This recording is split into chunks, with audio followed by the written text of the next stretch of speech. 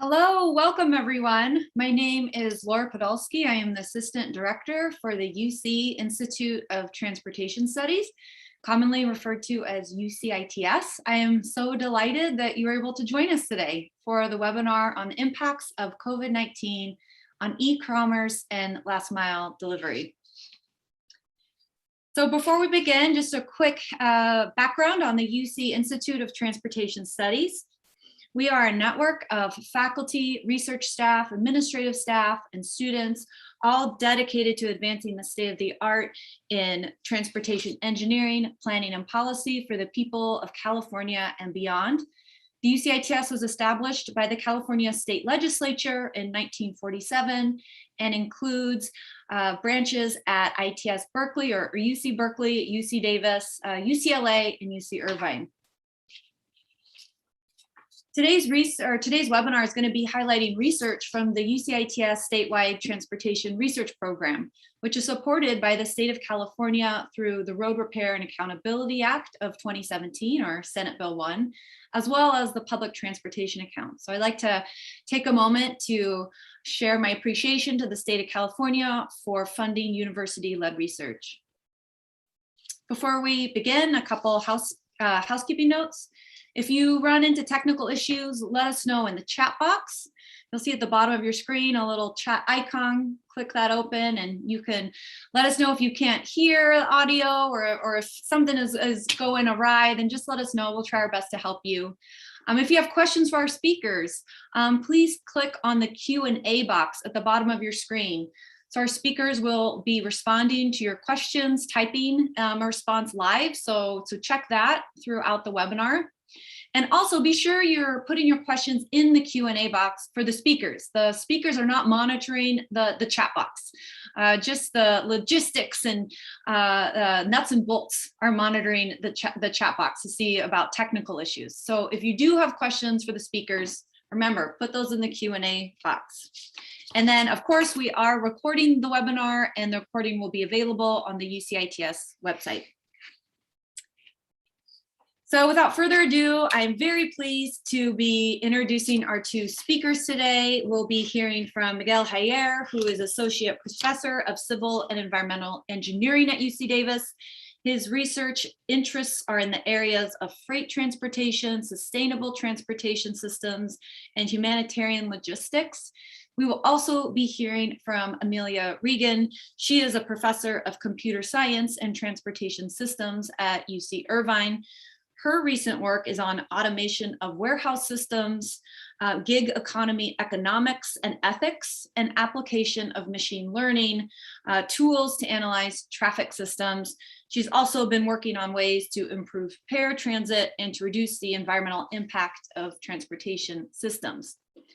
I'm also very pleased to be having two outstanding guest respondents on our webinar today, and that's Carolyn Clevenger and Ariane Devani. Carolyn is the Deputy Executive Director of Planning and Policy at the Alameda County Transportation Commission, where she oversees all planning efforts, including short and longer term or longer range planning and programs.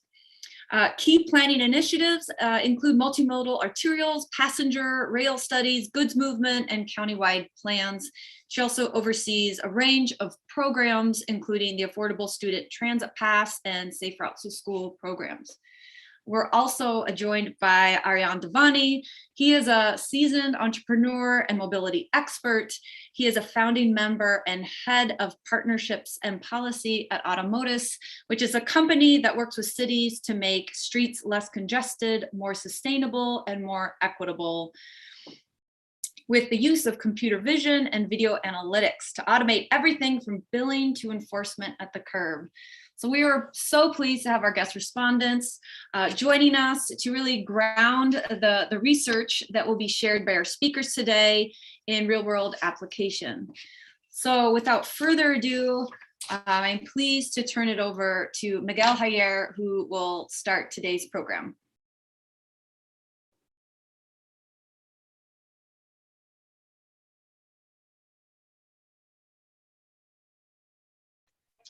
Good afternoon. Thank you, Laura, for the opportunity to share with you some of the work that we have been doing.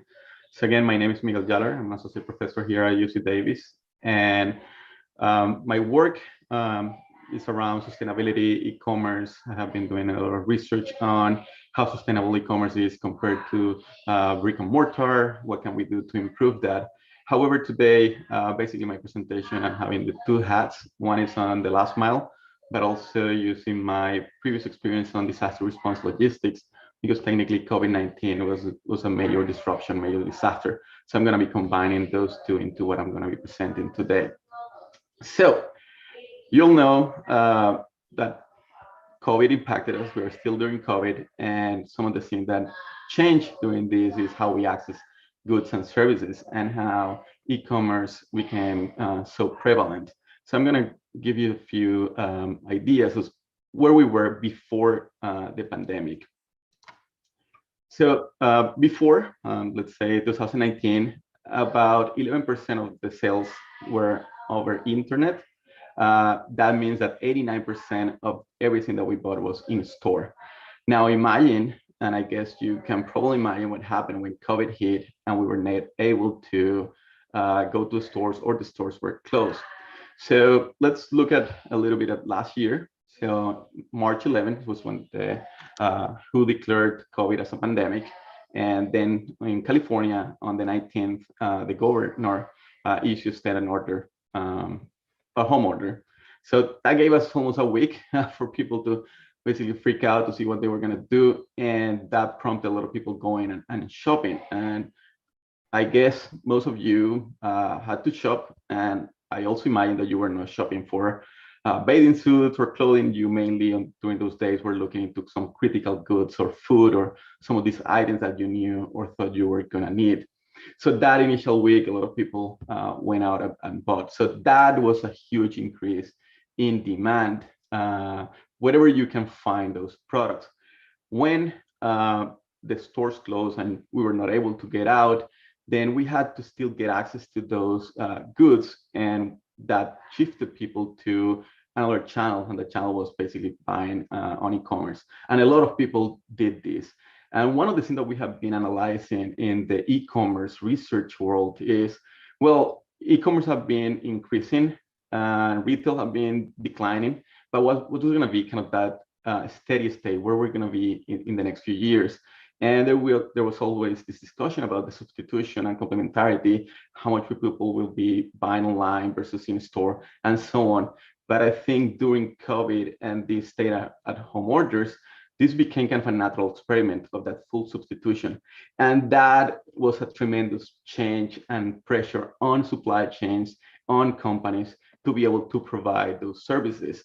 So imagining that 89% of people that were buying in the store, now most of that will have to be bought in another way, and companies have to respond. So this is a major disruption into operations, and it creates a lot of challenges. However, we're still here, and for the most part, we got access to goods. They were delayed, or we didn't get the brands or the quantities that we wanted, or the shapes and forms. Well, we still had it. And one of the things that we actually realized during this pandemic is that the last mile and the companies were able to continue to work. And in my opinion, they actually saved the day. And if we look at disaster response, we're always looking at NGOs, we are looking at FEMA, we're looking at other organizations that provide these basic services after a disaster. But in this case, it was mainly the private sector that saved the day. It wasn't easy. There were many challenges, and I'm going to discuss some of those challenges. But they were able to actually ramp up their distribution capacity. They were able to get us what we needed, or most of what we needed. And in one way or another, they became the bottom line during the pandemic. So that means that for the next large scale event, we need to strengthen these capabilities for last mile distribution. And we have found that in almost any disaster that we have studied, where you can get stuff to the ports, you can get stuff to the borders or to the disaster area, but the most difficult part is the last mile, that distribution of goods to people. And in fact, my dissertation was on that, how to create points of distribution, how to prioritize goods. And it was kind of interesting that during the pandemic, I was able to kind of mix what I have done in disaster with what I have been researching in the last couple of years related to e-commerce and last mile distribution. So again, last mile saved the day in one way or another, but it was not easy. And there were many issues that affected last mile in particular, but also supply chains in general. So this is a complex issue. We are still living, we are still looking at some of those issues during the we're still living the pandemic, but I'm going to concentrate kind of on the first 5-6 months of the pandemic. And I'm going to simplify that in terms of issues related to demand shift, demand increases, issues related to supply, and some additional external factors that may have affected the level of service of supply chains or how we get access to those goods and services. So in terms of changes in demand, I already mentioned, probably most of you had to switch to different ways of getting your products. Some of you, and I will guess a lot of you, had to switch and resort to e-commerce. So that was a massive increase in demand in, let's say, in less than a month or in less than a week in some cases. In the initial days of the pandemic, some products actually experienced massive increases in demand, 7-10-fold times increases. And imagine trying to get sourcing of those products or even trying to distribute those products with this new channel that is only providing 15% of the sales in a regular year. So companies were not able to basically respond that quickly, and some of them had to resort to different ways of doing so. So disposable gloves, medicine, soups, kind of these dry goods, they experienced these massive increases in demand. So in general, based on some aggregate data, we identified that the amount of or the changes in transactions, e-commerce transactions, kind of peaked between April and May, kind of in the highest of the pandemic at the beginning, when there was a lot of uncertainty, and they reached about 60% compared to the January days. Again, little time to reorganize, no distribution structure, and this so short little time to resist, absorb, and recover from a disruption that some company have to do.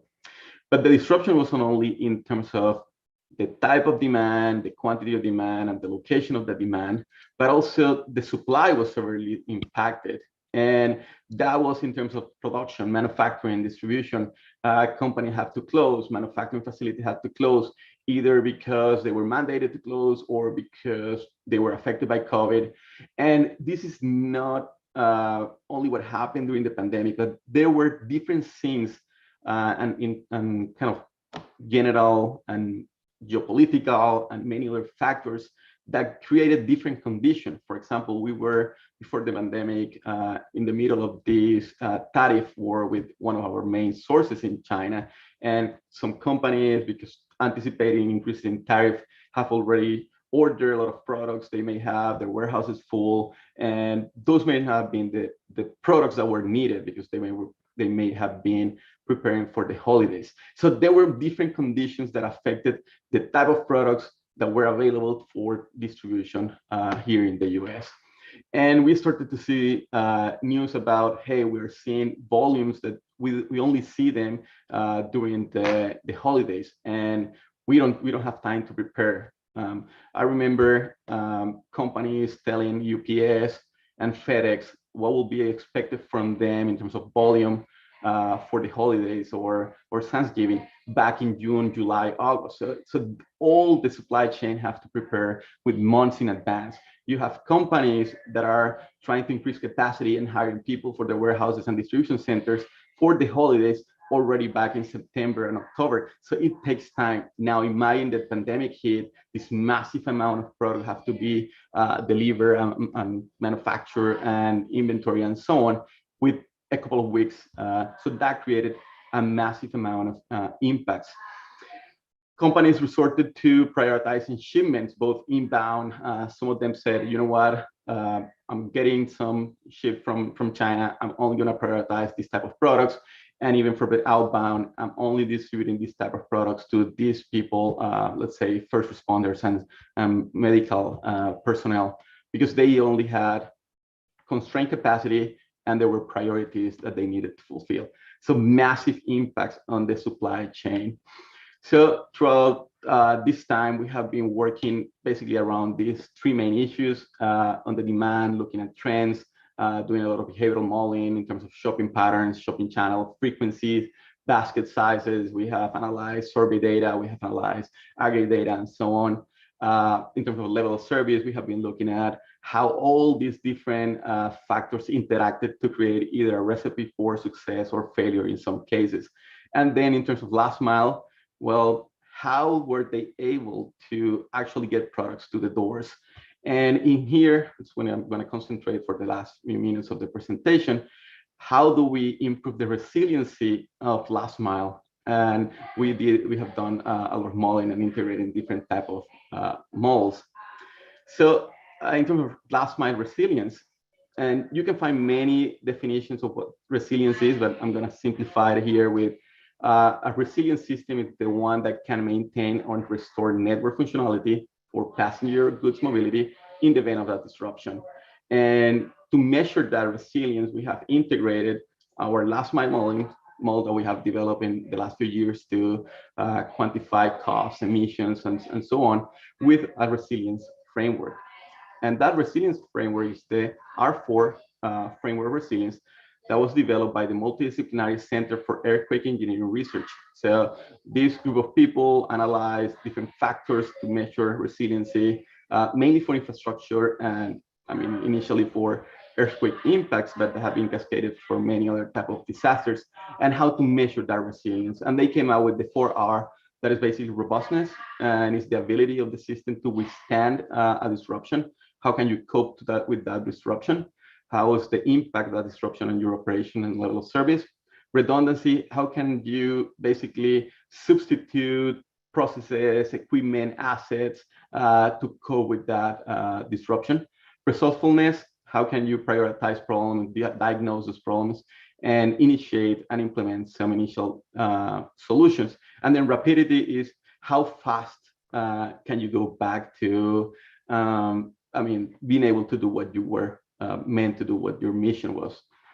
So we have integrated this framework into a last mile model. So to give you a little more example of how the framework works, imagine on the top part of this graph that you have a system, and the system, let's say we're talking about demand for a company, demand of product for a company.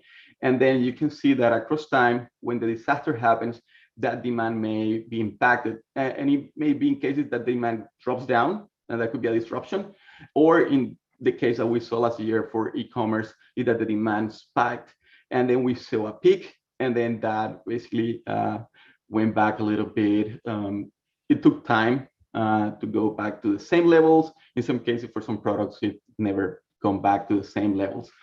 But at the same time that this disruption in demand is happening, depending on how the company or the process is able to cope with that disruption, there will be an impact on the level of service. And then if you follow that increasing demand on the upper part of the graph tends to be associated to some impact on, let's say, the level of service of that company, let's say the ability of that company to distribute the goods or to supply that demand. And that comes from that creates some sort of triangle, and it's called the resilience triangle. So you can actually identify the 4 R's basically in how deep that disruption takes the level of service, that robustness, how bad it was on your level of service, the redundancy, how fast or slow that drop of level of service was, resourcefulness, were you able to do stuff and anticipate to mitigate that impact based to where you are initially and you are going to be afterwards. And then the rapidity, again, is that going back to the level of service. Either you fully reestablish the level of service, you stay below your initial level of service, or you have actually implemented and bought stuff and be recursive, so your level of service actually higher. So there could be different cases. So we implemented this framework into our model, and what we wanted to test is, okay, we know that companies didn't have enough resources to distribute all this massive amount of goods. So what can they do? Well, we have been working on different delivery strategies, and crowd shipping, collection points, micro hubs, and cargo bags are kind of the most common of these alternatives that companies can do. So we integrated the framework, the resilient framework, into our last mile delivery model. And what we wanted to test was, how is each of these delivery strategies, do they help the resilience of the last mile distribution, or do they not? And that took us to more on the quantitative stuff, that we needed to say, okay, we know what happened during the last several months of the disaster, but we need to extrapolate that to any other type of disaster. So the next thing that we did was, okay, how can we parameterize? How can we model disruption scenarios? And what we did is we created some additional mathematical models to parameterize and say, okay, we have disaster that may have a larger or smaller disruption. What is the actual growth rate that impact will be on your demand or on your capacity? How fast it goes, how fast it decays. And here we can now create multiple scenarios and then test the performance of those last mile delivery strategies on this multiplicity of potential scenarios. After we did all of that, and we tested many different cases, what we found is that, again, last mile, we have to strengthen. We have to improve their capabilities, because they are not, if you don't have give them time, they won't be able to fulfill those needs in that timely manner. However, we found that implementing any or a combination of all of these additional strategies, that basically they are outsourcing some of the distribution or reducing how much is in power of the company, actually helps. They provide additional distribution capacity. In most cases, they increase robustness and redundancy. So increase robustness, that you mitigate how the level of service drops. And that extra capacity can also improve on the rapidity, because now you can quickly or faster go back to where you were. And if you remember what happened in those months last year, and you were ordering stuff online, you saw that in some cases, what it was bringing the package to you was a regular car, regular person. All these were crowd shippers or persons that were using their own vehicles. I know you use some of the services that went to the Costco's or BJ's and did the shopping for you. You may have done it for the first time during the pandemic, or you have done it before. You may continue to do it, or you may have realized that now that you can go back and pick your produce, you feel better at doing so. But again, all these different strategies that provide that extra capacity to the last mile capabilities of a company are able to improve the robustness, are able to mitigate the potential impact of that disruption. Not all of those are made equal. I mean, let's say we're talking about crowdsourcing, we need to have those crowd shippers available. And for the most part, they were available. In terms of collection points, companies have been expanding these services in terms of lockers and other forms. In some major areas, we already have a large network of these collection points that could be used to distribute and put out and push out all these products in a timely manner. Why do they provide kind of benefit during these times? Because now the company only needs to distribute to this limited number of collection points, as opposed to having to distribute to basically every single household in a location. Now, there are challenges, because if you are still stranded at home and you don't feel safe at going out, then having a product that you have to work or drive a few blocks may not be enticing. And then similarly, if we look at different cases such as collection points and cargo bags, now you need to have that network in place. So what I'm coming at is, we need the last mile. We need to be able to get those products and services. In some cases, they are critical, but we need to find ways on how to improve the robustness and resilience of those cases. And we cannot do that in the middle of the pandemic or in the next disaster. We need to start preparing now for the future and identifying the importance of how these services are vital for the continuation of daily activities and daily life. And I think for some of these services and ideas, we need to also consider how to do them in a good way, how to pay attention of how they will be remunerated, how are going to be standardized and incorporated. And I think the next speaker, Amelia, will have some thoughts on that. Thank you so much. Thank you so much, Miguel. And Amelia, if you want to pull up your slides. So it's a great segue to Amelia, as you know, Miguel's bringing up sustainable last mile. And now we're going to focus on labor, you know, and our reliance on the gig economy to really see us through this pandemic. I know I increased my use of gig economy services to deliver food and groceries to my household, and I'm sure many others did as well. So Amelia.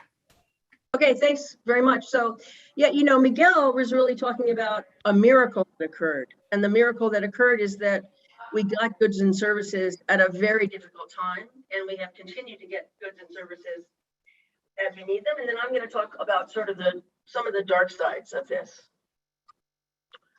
So the basis for this talk is a very recent book chapter in this book that was, it's filled by University of California researchers, and the co-author is Nicola Christie. She's a professor of transport safety at University College London. And we have been looking at, for several years now, at the labor, safety, and environmental impacts of ride-hailing and delivery services. And then we got a chance to do this pre and during COVID. I wouldn't say we've quite had a chance to do it post-COVID yet. So she has collected lots of primary data. So surveys and interviews with ride-hailing drivers and with delivery drivers in London. And the delivery drivers are using a variety of modes to get around. So they can be in automobiles or on motorbikes, which is the most common in London, or on bicycles. And my work has been mostly based on secondary sources, with the exception of some data that we got 4 or 5 years ago from LAX and San Francisco airports about that relate to the congestion that was caused by ride-hailing services at those airports. And then a very long-term, large-scale survey of research sort of everywhere else that I can find. So in the US, the major studies have been done at MIT, Carnegie Mellon, University of Colorado, Denver did an outstanding study of labor issues in ride hailing. And then I want to give a shout out to some of the research that's been done at UCLA. I'll do that on the next slide, some outstanding, very in-depth research. And then I've been watching the popular press articles, but focusing mainly on New York Times, Wall Street Journal, and these other outlets. So there is a question that we have all benefited pre-COVID, during COVID, from the benefits of gig economy services. So low-cost rides, of course, from ride-hailing services, and very, very convenient deliveries from restaurants and grocery stores. So Anne Brown, who did the PhD at UCLA and is now a professor of planning at University of Oregon, did an outstanding in-depth study of coverage of poorer neighborhoods in Los Angeles, but I think that can be generalized across the US and probably in other places, that demonstrate conclusively that low-income neighborhoods were much better served, have been much better served by ride-hailing services than they were by taxi services. In some cases, safety has been improved by, here I'm talking about ride-hailing services in places like cities in India, where the choices are relatively unsafe.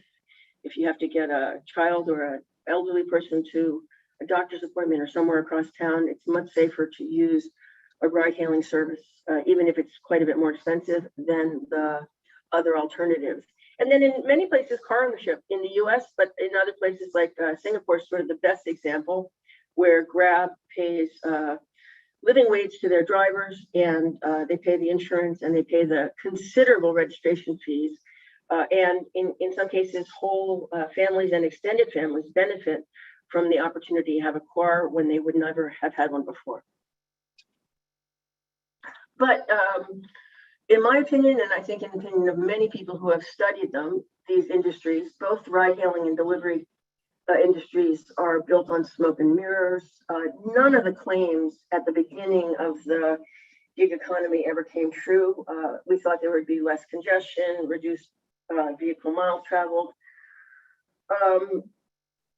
There possibly had been fewer accidents due to drunk driving, although that has not been conclusively borne out by studies. So there's been an increase in accidents due to reckless driving and many more vehicles in the urban core, many more vehicles in airports and other major destinations, and negative environmental impacts. But the biggest issue, in my opinion, is this very unsustainable labor market. The drivers are not making a living wage. The companies are not paying what they should for insurance or accidents. And it's meant the death of a very inefficient industry, the taxi industry, of course. But perhaps it needs to be tweaked and not killed. It's meant reduction in investments in urban transit, and it's been horrendous for restaurants. So while some of these restaurants would not be around without delivery services, Uber Eats, DoorDash, Grubhub, Postmates, these companies are running legalized extortion operations. The restaurants do not have a choice to use them, and they are losing money on every order. But the bottom line is that free delivery is not free. And we have been led by e-commerce providers to believe that delivery should be free, and we know that it's not free. There are lots and lots of costs of delivery services. So some of this can be traced back to the fact, this is pre-COVID, but has implication post-COVID, is that the ride-hailing companies believed that they would be running autonomous operations by now. If you look back at press releases, information from a decade ago, and if you look at the kind of investments that these companies made in autonomous vehicle operations, they thought they would be running autonomous operations by now. And Amazon, indeed, also planned on much quicker automation and had hoped to be doing lots of their deliveries via drones by now. And in fact, not just by now, 5 years, 6 years, 8 years ago. And just, some of you may have heard these crazy claims about air taxis. Companies, even 2 or 3 years ago, claimed that we would be taking air taxis at the same cost as Uber and Lyft, to the airport and so on. There will be a market for these air taxis or air mobility operations, as they're generally called now, but it won't be inexpensive, and it won't be soon. So I lump Amazon in sort of with these gig economy companies, because even though Amazon has lots of workers in their warehouses who are indeed Amazon employees, they also have lots of drivers in Amazon branded vehicles with Amazon uniforms that are not Amazon drivers at all. And if you look at their warehouse safety record, it's very, very poor. And the safety record of the drivers out in the network is also poor. And these are undertrained drivers with much less support than they need to do their jobs well. And the pressure from Amazon and other big box operators who run these branded delivery operations, which are not in fact their delivery operations, the downward pressure in terms of safety and cost for UPS, FedEx, and the US Postal Service has been intense. So now UPS, FedEx, and the Postal Service, and I won't even call them secondary operations, I'll call them running tertiary operations with which are underfunded and which have much less training and much less support than their standard operations.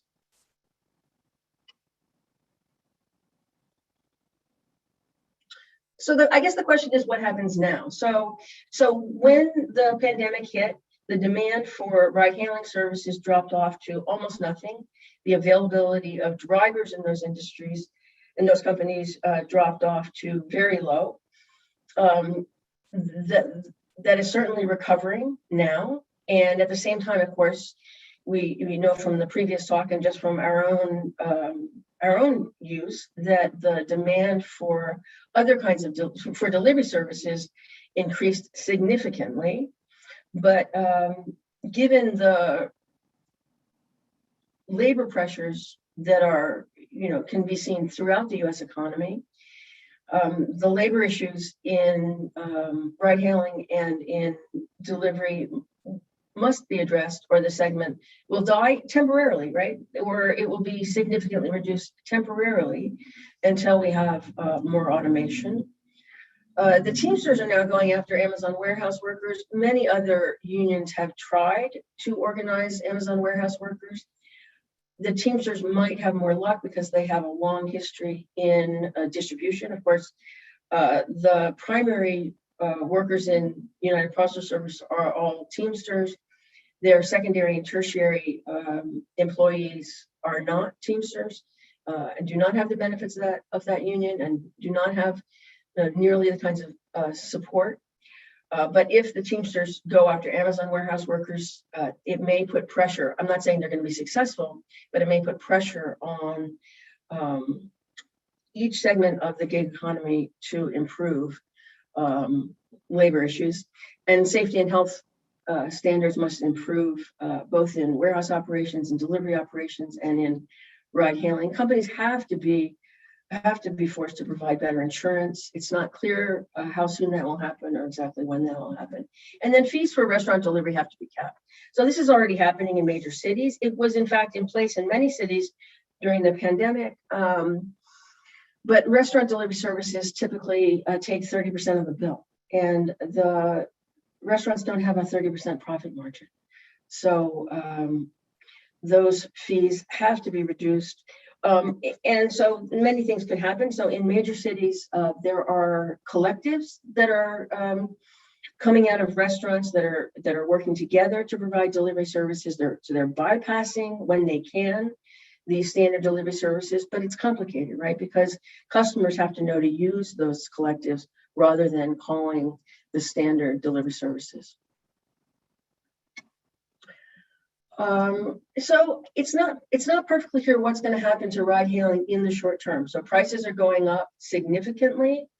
In some markets, they are higher than taxi rates were before ride hailing was common. That money is not going to drivers. It may be that drivers will not be willing to go back to providing ride hailing services. Again, restaurant delivery services will evolve. Amazon and other big box stores must take responsibility for delivery. And the curb wars in cities are out of control. I was thrilled to find, one of our speakers who's going to talk next, one of our respondents is working for a company that is working hard to improve the situation in curbs in cities. And that is terrific. That is much needed. And cities are probably not in a position to figure out how to do that best on their own. So that's a wonderful news that we're going to have some help in that regard. So in conclusion, gosh, my opinion that consumers should boycott gig economy services where they can. I know it's not always possible. Everybody uses Amazon, even if they complain about Amazon. Most of us use many different kinds of delivery services, and we've needed to, frankly, during COVID. But workers are staying out of many different markets, and they could stay out of these markets. Unions are working to organize. I don't know that they'll be successful, but they could put pressure on companies to improve situations. Cities can pass, various laws. So keeping polluting vehicles out of the central city centers, working out curb access laws. It's not just about efficiency, it's about the safety of pedestrians, it's about the safety of disabled people moving about in cities. It's about the safety of people who are carrying children and so on. And cities need to pressure fleets to electrify. And that would imply that these companies are actually running fleets. In my opinion, if the companies own the fleets, then they would take more responsibility for the fleets. They would take more responsibility for training. And we might not have, for example, delivery drivers.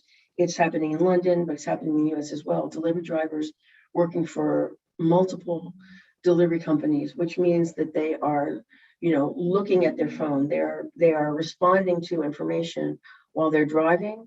And that can be, again, in cars, it can be in motorcycles or motorbikes, and it can be in, it can be cyclists, but none of that is safe. So quite a lot of the work that Nicola Christie and her partner at University College London did was looking exactly that, at the dangers that delivery drivers pose to themselves and to especially pedestrians out in the network. And then, the gig economy companies, this is both ride-hailing and delivery companies, spent more than $200 million to pass Prop 22, which defeated the law that made gig economy workers in California employees. That Prop 22 has now been ruled unconstitutional. It will probably, work through the courts for many more years, but eventually it could be the case that gig economy workers would be classified as employees, and that's going to increase our costs a little bit, but I think it's going to be better for safety and better for all of us in the long run. And that is my conclusion. Fantastic. Thank you, Amelia. And just a reminder, if you do have questions for our speakers, you can drop them in that Q&A. There's already a couple that have come in. So I'm really excited to turn our guest respondents. There was so much information provided by Miguel and Amelia. And Carolyn, I'm glad you popped open your video because I wanted to hear from you first. If you would provide some reaction, based on the work you're doing, on your own practitioner perspective, that would be great. Yeah, sure. First of all, just thank you so much for having me. It's always really interesting to see some of the research that's happening at a lot of the great universities and research institutes here in California. I think a couple of just responses to some of what we heard, thinking about some of Miguel's points around just the integrated nature of the goods movement system. I think that we really saw the impacts of not having a particularly robust, resilient, and redundant goods movement system. And I think for the first time in a long time, people started to see that as a public good that we might need to start thinking about differently, because it does impact the ability of everyone's day-to-day life just to have their basic needs met, and also to keep businesses functioning and stores full in a way that I think had been out of sight and out of mind for much of the public for many years. And I know just today, the state and the federal government are announcing a partnership to look at the supply chain and to try to help get some critical investments into the goods movement system. And I think that some of that comprehensive partnerships and planning is really necessary, because as Miguel's presentation, I think, pointed out, it's a really complex system. And an individual business is not going to be incentivized to necessarily build in resiliency and redundancy. Perhaps as we see more climate disruption and things hitting the transportation system, they will be more incentivized. But right now, companies have been incentivized to do just-in-time delivery to keep their costs low. And so I think there's an increased conversation around, is there a public good perspective that needs to be brought in to build in some of that redundancy? And then thinking about some of what Amelia said, we definitely saw traffic go down. I saw a comment from Cameron Oakes from Caltrans in the Q&A as well. When we saw early in the pandemic traffic go down, we saw safety go down as well, unfortunately. We saw increased collisions. We don't have a lot of data on that yet. I think there's starting to be some increased data nationally about safety really taking, unfortunately, some steps backwards during the pandemic. And we do know speeding was an issue. We know there has been a lot of, right now with congestion coming back up, perhaps that will go down a little bit. But I think anecdotally, we all know there's a lot more delivery trucks in residential neighborhoods. Often they might be smaller delivery vehicles, but it's still just a lot more traffic cutting through neighborhoods and perhaps traveling differently than people who live in those neighborhoods. And the other piece I wanted to highlight in Amelia's presentation was this idea around electrifying fleets. That's something we're really interested in for the whole goods movement system. We have a lot of communities near our ports and major trade corridors that have been really heavily disproportionately impacted by goods movement, both emissions and just quality of life impacts around noise and street conditions. And so I think there's a lot of interest in increased technological capabilities of trying to electrify fleets, or looking at hydrogen, looking at other systems to try to reduce those impacts on our communities, particularly those that are sort of frontline to the ports and trade corridors. So those are some initial thoughts and reactions. Awesome, great. I've been jotting down notes here every time I turn away. I'm writing something down. So Ariane, we'd love to hear your reaction to the presentations. Super interesting. I wanted to thank both the presenters, Miguel and Amelia. It was great presentations, and I have a bunch of thoughts. I'll try to keep it to 5 minutes, but for reference, for everybody listening, I'm head of policy and partnerships at Automotives, and we're a curb management company. And so, piggybacking on some of Miguel was talking about in terms of building resilience and how last mile delivery saved the day. And, we saw an increase in online purchases and how that correlates with on-demand deliveries. Just during COVID, we saw a 200% increase in things like on-demand food delivery, grocery delivery, things like Amazon. And that's just adding on to, the Postal Service, FedEx, UPS, and all of those existing players. And so, we've been working with cities in what we call the curb management journey. And part of that is building robust and resilient frameworks using data and computer vision. So in short, we put cameras up on streetlights, and without collecting any personally identifiable information, we collect metrics like traffic counts, double parking violations, lazy pull-ins.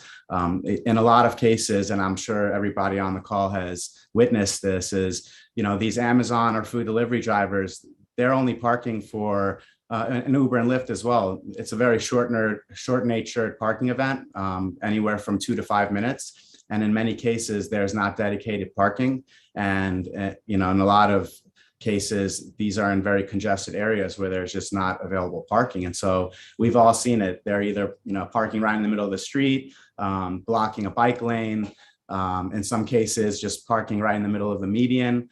And so what that's doing, it's causing a lot more congestion, problem for cities. And also it's something that cities are not able to manage or monetize. And so what we're doing is working on using data to reassess post-pandemic what the curb looks like, show them what percentage of vehicles are commercial versus passenger. And then we actually break down how many of those are food delivery versus Uber versus Lyft. And so what we're seeing, the curb is becoming more of a mobile terminal, and it's becoming more dynamic. So if our data shows that 80% of commercial deliveries on a Saturdays, happening between 9 a.m. and 11 a.m., the city can then dedicate a pickup drop-off zone during those hours, and they can switch back to regular parking. And so by automating both the billing and the enforcement, it makes it easy for fleets. We register their entire fleets into the system. They zip in, they zip out, and then the fleets pay a per minute fee to the city, because right now those shared use spaces are not being monetized and they're not being enforced. And so what we're noticing is a lot of static parking there, which prevents all of these other companies to be able to utilize it. I wanted to talk a little bit about Amelia and her presentation in regards to the slowdown of the electrification of fleets and autonomous vehicles. I know we've all been promised all of this new future where it's going to be like the Jetsons. And I think one of the problems that we've seen is cities lack the policy and the infrastructure, and it really takes a collaborative discussion between private companies and these cities and determining what these policies are. Because there's a lot of autonomous vehicle companies that have the technology and their fleets are ready to go. The problem is, at these spaces, if other people are not abiding by the law, the cars don't know where to go. And so even with the reservation-based system for autonomous vehicles, we have to have some way of enforcing those. But, we're seeing some great progress in cities like Santa Monica, where we just launched the nation's first zero emission delivery zone, where it's a 1.2 square mile zone dedicated free parking to all electric vehicles. And, we're seeing everything from sidewalk delivery robots to electric e-cargo bikes to all electric fleets like fluid trucks are now utilizing that. And the Department of Energy just issued a $4 million grant to now expand that pilot to up to 200 loading zones. And this is happening in cities like Santa Monica, but Los Angeles just launched with Mayor Garcetti, the first zero emission delivery zones in Little Tokyo. And so that infrastructure is starting to catch up. Hopefully, we'll have more case studies as we're building this out, other cities following suit. But yeah, I appreciate the shout out as well, Amelia. It definitely is a curb war. A lot of these cities don't know how to manage it, but they're looking to use data to help guide the way with some of these policies. And fleets, what's exciting is because of the growth that they've seen, like a company like DoorDash increased from valuation from 30 billion to 60 billion just over the pandemic. And so they're actually willing to spend money for more dedicated curb access because it increases operational efficiency. It reduces congestion and emissions for the city. And so we see it as a win-win for both parties. Thank you, Ariane. So great. I was hoping you were going to bring up the Santa Monica pilot. I remember you mentioning that before, and it sounds really, really interesting and great to hear that Los Angeles is doing something along those lines too. I instantly thought, wow, how could the UCITS be involved to help evaluate some of that? I don't know if Miguel and Amelia were thinking that too, but that sounds, awesome. So with all of our participants, I don't see any Q&A coming in, which is fine. We have a couple more minutes. I know I had a question that I'll throw out there, but while I throw out my question, Carolyn and Ariane, if you have a question too for the speakers, as our guest respondents, I would love for you to be able to ask one too. But for now, while you're thinking of your question, I was really interested in kind of comment, Carolyn, you mentioned to Miguel's point about how would he increase the resiliency of last mile through these collection points or crowd shipping or some of these strategies. And on the public sector side, since it is so fragmented, what is the role in helping to incentivize some of that coordination? And so I was curious, Miguel, if you had any thoughts on that. So, what is the public sector's role in some of these strategies that you discussed? So if we look at the National Response Plan and you look at FEMA planning documents, they actually mention that one of the things that they do is they monitor the private sector after the disaster to see how they will react, when they will come back online, and then that will affect how much FEMA or the public sector have to invest on the response. So they do this, but I don't think we have ever had this disaster that was everywhere, and that called for a new paradigm of thinking. Well, we need better partnerships, and if we are going to rely on the private sector to absorb all this disruption and demand, there is something missing there. And I think that's where, and I think Caroline mentioned, companies may not be willing to invest on the resiliency for the public good, having extra trucks or extra capacity there in the normal time that they are not using. But we already have mechanisms in other cases. I remember my first project here was after Hurricane Katrina. And some of the things that we proposed was blanket purchase agreements. Let's say the government pays Home Depot, Walmart, that they have extra inventory of some critical goods and they pay a premium and company can still move around those inventories. So thinking about in those lines, how can we improve the resiliency? How can we tie the private resources and asset with public resources and assets that can provide that extra capacity? But this is not easy.